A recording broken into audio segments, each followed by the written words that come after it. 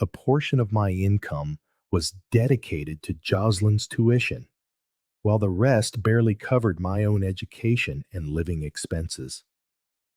The day I graduated from college was a bittersweet milestone. Those years had been a relentless struggle, a blur of sleep deprivation, and the constant juggle of two jobs. Of my family, only my father attended the ceremony. My mother was with Jocelyn at a university event, and Lindsay was supposedly busy with her final exams. Sorry, Isabella, my father said, with an apologetic smile. But you'll be fine, right? You're always so independent. My career began at Power Corporation as an analyst in a sea of 30 new hires. I made it my mission to stand out. I was the first to arrive each morning and the last to leave at night. My dedication, a silent testament to my ambition. This work ethic did not go unnoticed. After 2 years, I was promoted to lead analyst. 5 years later, I became a manager, and now I lead a team of 15 as a director. Whenever a major family event loomed, I was the one they called. When Jocelyn married Scott at 23, I managed every aspect of the wedding, from planning to execution. Isabella, you're just so organized, my mother would say, as if that explained everything. 2 weeks before the wedding, buried under a major project at work, I worked late into every night and sacrificed my weekends to finalize the wedding preparations. On the day of the ceremony, I served as maid of honor, while simultaneously solving every crisis, from catering mishaps to guest dilemmas. Lindsay married her college boyfriend Brian when she was 22. He was a young lawyer, and they soon bought a house in the suburbs. Once again, I ran the show from behind the scenes at their wedding. A year later, Lindsay announced her pregnancy. When their son, Alex, was born, I spent every weekend at their house, helping with chores and childcare. Isabella, she'd sigh, we don't know what we would do without you. She never seemed to consider what I was doing with my own life, or the social plans and much needed rest I was giving up. Jocelyn's marriage, however, grew complicated. After the birth of their second child, her relationship with Scott deteriorated, ending in divorce when she was just 28. Scott was never home because of his long hours, she explained through tears. I was left to handle the childcare all alone. After the divorce, Jocelyn, who had been a stay-at-home mom, faced severe financial difficulties. She moved back in with our parents, placing a significant strain on their finances. I stepped in, helping with household expenses every month. It's only temporary, Jocelyn assured me. I'll get back on my feet soon. That temporary situation has now lasted for over 2 years. Lindsay's family life, on the surface, seemed perfect. But with both her and Brian working full-time, they often relied on me to care for their two children on weekends. The kids, who called me Auntie Isabella, were fond of me. You're just so good with kids, became the convenient excuse that erased my personal time. Yet, my family never seemed to sacrifice anything for me. Last year, on my birthday, I sat alone in my apartment. My phone didn't ring once. My mother was at a party with friends. Jocelyn was on a date with a new boyfriend. And Lindsay was on a weekend trip with her husband. Happy birthday, Isabella, I murmured, toasting myself with a glass of wine. The next day, a belated text from my mother finally arrived. Happy birthday, Isabella. Sorry I couldn't get in touch. We were busy. By the way, can you look after Alex and Christina next week? Lindsay and Brian need a little break. This is why I never had the time or energy to build a relationship of my own.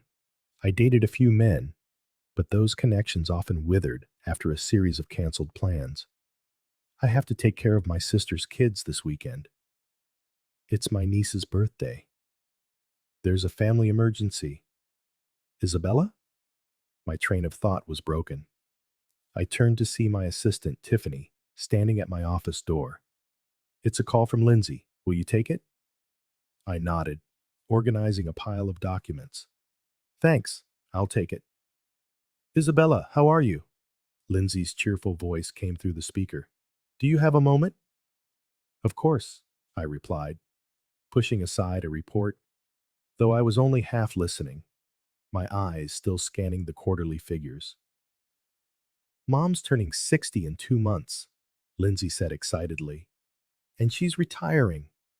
I want to plan a special trip to celebrate. We all want to chip in, but Jocelyn doesn't have the means.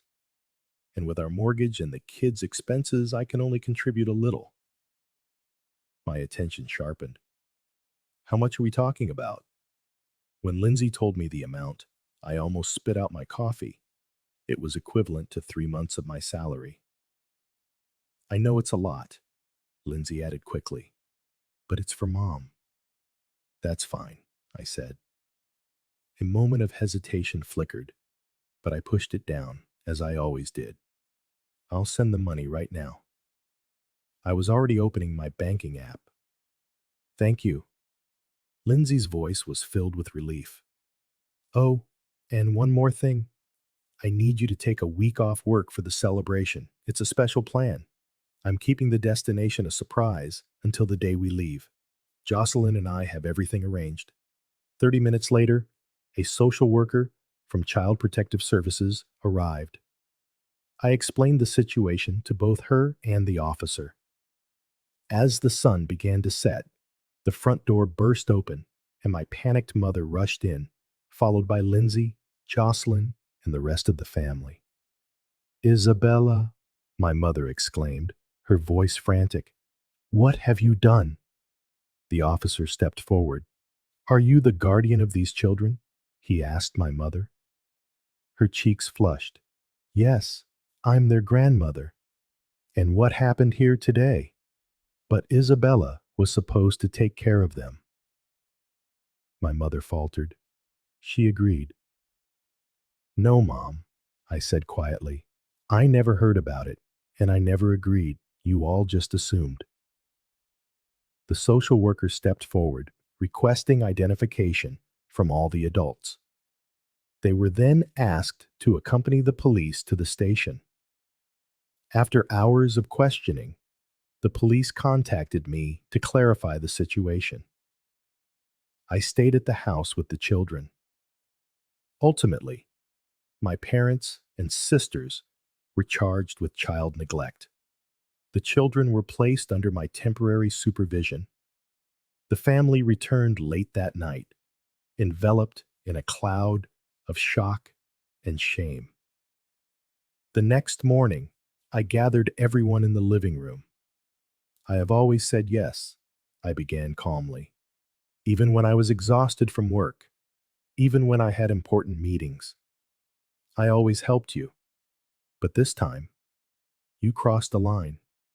You took my time, my money, and my dignity. But Isabela, my mother said through tears, you've always done everything for the family. That's the problem, Mom, I said. You've forgotten that I have a life of my own choices, hopes, and dreams. I love this family, but I am done being taken advantage of. Don't you like the kids? Jocelyn asked softly. Of course I love them, I replied, but loving them and being forced to abandon my life to care for them for a week without so much as a phone call, while the rest of you go on a vacation paid for with my money, those are two completely different things. Silence filled the room. I stated firmly, you all need to face the consequences of your actions. I have sacrificed for this family for years. I've had enough. Isabela, my mother cried out, shocked. We raised you. Yes, you did, I said quietly, and I'm grateful for that. But that doesn't give you the right to use me indefinitely.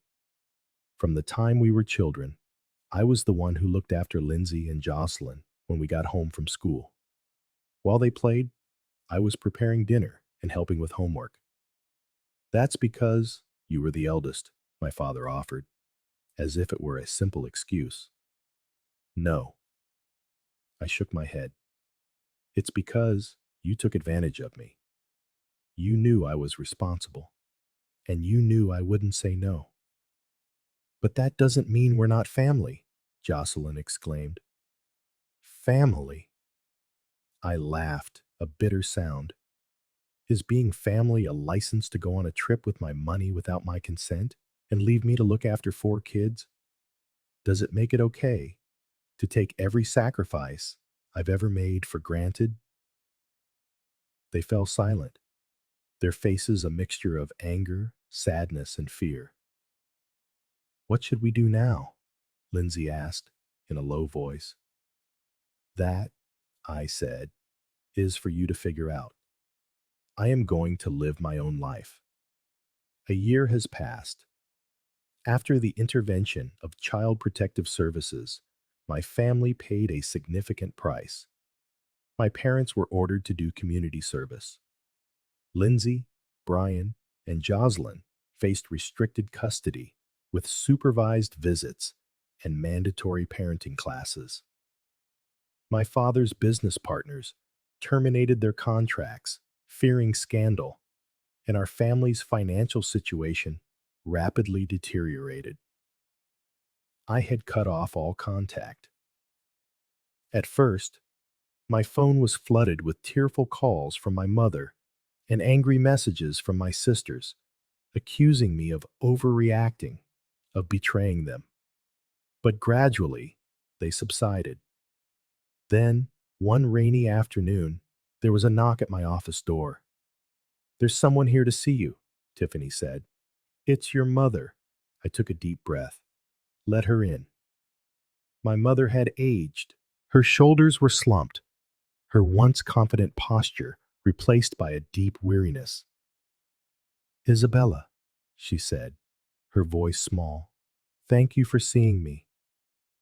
"What do you want?" I asked calmly. "I came to apologize," she said, "and to ask for help." "What kind of help?" "We're on the verge of bankruptcy," she confessed, her voice cracking. "Your father has lost his job, and my retirement funds were drained by legal fees. Lindsay and Jocelyn are struggling to regain full custody. And I need a loan," she finally said. "Help us." I looked out the window at the Manhattan skyline. A year ago, I would have immediately opened my wallet. "Mom," I said slowly, "I drew a clear boundary a year ago. You took my kindness for granted. You never once considered my feelings or my life. But you're our daughter." Her voice rose. "Isn't family supposed to help each other?" "A true family respects and supports each other," I replied quietly. "You treated me as a resource. That is not love." My mother began to cry, her shoulders shaking. "Then what should I do?" "Solve it yourselves," I said, "as adults." She looked at me with despair in her eyes. "You were never this cold." "I've changed, Mom," I said, a small, sad smile on my face. "I finally learned to value myself." After she left, I thought for a long time. That incident forced me to reassess everything.